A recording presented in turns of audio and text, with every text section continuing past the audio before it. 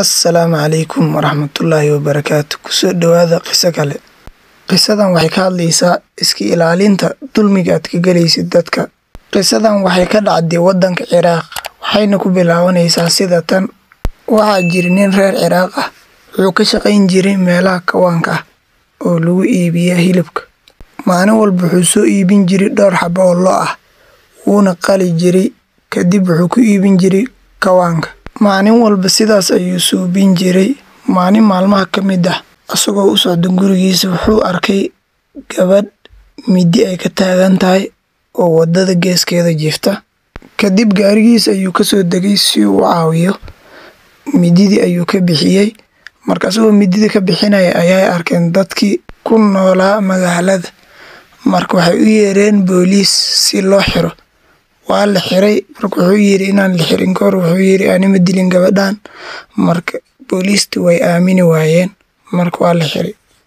Marka muddo badan ayuu xirnaa. Kadib waxaa lagu xukumay dil. Inaan la dilin maalinka la dili rabay oo la soo istaajiyay miiska meeshii lagu daldali lahaa ayuu yiri intaan la dilin kor sheeko yar aan ka sheekeynayaa. Marka maadaama ay tahay maalintiisa ugu dambeysay waa laga aqbalay. Ninkii ayaa ku bilaaway hadalkiisa sida tan. Wuxuu yiri ani intaan bilaawin shaqadan kawaanka ka hor waxaan ahaa nin ku shaqaysta doon oo hubiga dadka goysiya. Anigoo shaqadayda sida caadada ahay u wata ayaa maalin maalmaha ka mid ah ay doonta soo kortay gabar qurux badan. Gabadhii waan ka helay ayuu yiri.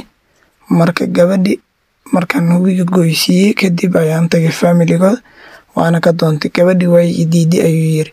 Sanad kadib anigoo shaqadaydii doonta iska wata ay gabadhii quruxda badneed iyadoo cunug wadata ay soo kortay doonta.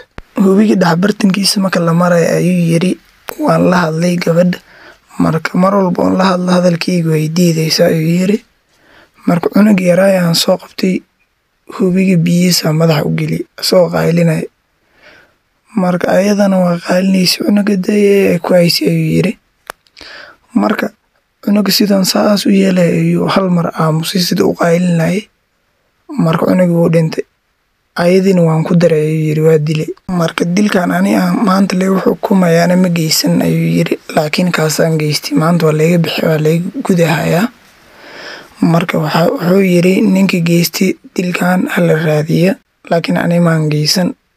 Laakiin iqaabta maanta la marsiinayo ayuu yiri waa mid ani hadda ka hor soo geystay. Marka sidaas ayuu ku dhameeyay sheekadiisa. Marka waxaan ka dareemi karnaa marka maan ka fahmi karnaa inaa weligaa qof u geysanin dhibaato adina laga gudaya hadda sanadii hataa soo wareegtay.